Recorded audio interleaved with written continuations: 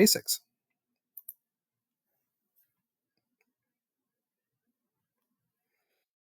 And as we go through this module, we're going to be focused on a few things. One, what is data versus information? Touch a little bit on the database history and importance, but not try to cover it too much. But more importantly, why are databases structured the way that they are? And components and functions, essentially terms and concepts that databases use to help model and understand them as you start interacting and working with them, which lead to a lot of the key terms that we'll be learning in this class. But first, let's just start with functional areas. Within any organization, you have a number of different areas that are working with a variety of applications and systems, all collecting data. And you think about something as simple as returning a damaged item during a shipment and how it plays with all of these different systems, and does it play, and what type of coordination is needed, and really try to understand the complexity of a true corporate data environment and how you go about understanding it and actually interacting with that data. And then if you add on top of that things like customers and suppliers and third party data that you can purchase to augment and to supplement your data, the amount of data an organization is working with isn't not only significant in terms of the volume, but being able to relate that data back to each other to make it meaningful becomes a more and more difficult task as data continues to be more and more important for an organization. And there's a couple of different terms used to describe this type of scenario. One is information islands, and the other is data silos. The idea that people work in their designated area and are responsible for those pieces of data. But as an organization, how do you go about bringing all of that data together to actually be useful for you? And that gets us a little bit into some of the definitions that we're going to be talking about. First of all, data, which really refers to the raw, unprocessed observations and measurements. And data is not only rows and columns like in an Excel spreadsheet, but it can be pictures.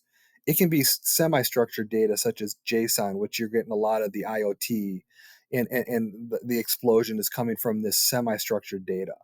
And being able to take that raw, unprocessed observations and turn them into the second term information, where information is actually valuable to an organization. They can do something with it. They can take some action. They can make it where others are understanding why decisions are being made. And that comes through an organization and process within databases. The idea of structuring all of this data so it can be turned into something useful, it can be turned into information.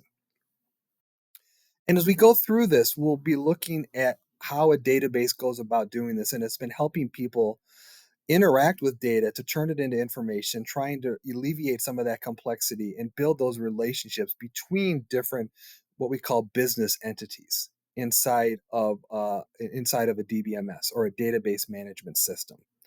And databases allow us not only to store that data, but to build those relationships.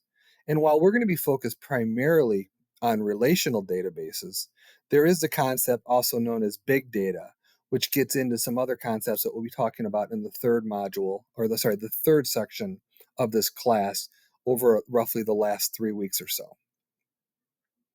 But let's talk about a little bit of terms that we'll be using. Hopefully, some of you have come across this, but it's the difference between online transactional processing and online analytical processing.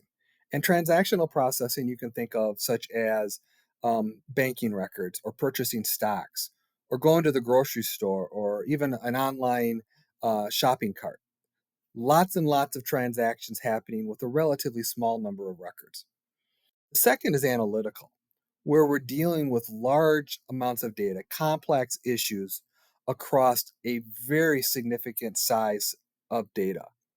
And the way that I like to describe it is transactional systems are like processing one record millions of times, where analytical systems are processing millions of records at once. And depending on what environment you're working in, if you're in accounting, finance, and working with those transactional systems, you're more likely to have a what we call third normal form model, which we'll be learning about in the second section of this class. If you're doing more analytical processing, more data warehouse and dashboard reporting or data science work, you're probably using a star schema, which is modeled more towards this large analytical processing design. And we'll be learning about both of these, but it's really key to understand that there are differences on how you go about designing and even accessing data depending on the type of workload that database is built and managed for. There's some information here on the next few slides about history, and it is important and it is kind of key to understand the progression, primarily how databases have changed consistently over the last 40 to 50 years. But to be honest, none of this information is going to be directly on our test or the homework, but I did want to put it out there to make sure that you have some type of idea of the history and the continuous progression databases have made over the last half century or so. What we will be focusing on a lot is though what is really considered the dominant database model today, and that's the relationship data model, which has been around since 1970, so over 50 years. And within a relational database, there's a lot of terms and concepts that we want to become familiar with. One, and first and foremost, is tables, where the data is actually being stored. While not a direct comparison, we can think of an Excel spreadsheet and in each sheet being a different table. It contains different pieces of information for a different subject area, or what we call an entity in a database. Within each table, we have rows and columns. Columns go across horizontally and describe an attribute of what the table is describing. So if I was a student at a university, the table may be called student, and one of the columns may be called name.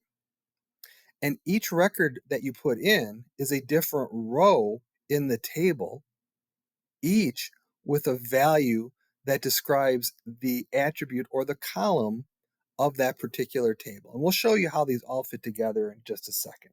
But it is a little bit of a building block process. With the key idea is that all of these different tables come together to be able to relate different areas of a company, of a business, of a school together to actually turn that data into information.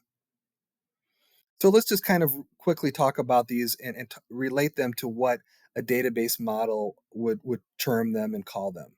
We've talked a little bit about tables themselves, and I've used the term entity a few times already in this discussion.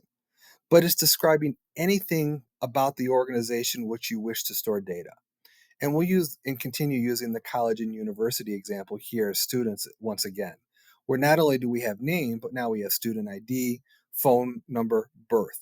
You see each of them described in here. And each one of the values in there in each column is referred to as an attribute inside of a table, inside of an entity. So in here, you can see that we have 5 different or attributes that describe the entity student. And within each of those, we can place information. And each piece of information that we enter on a different student is known as a record with inside of the table or the entity. In the example here, we have 3 records inside of the table or the entity student, each of which has information on 5 different attributes.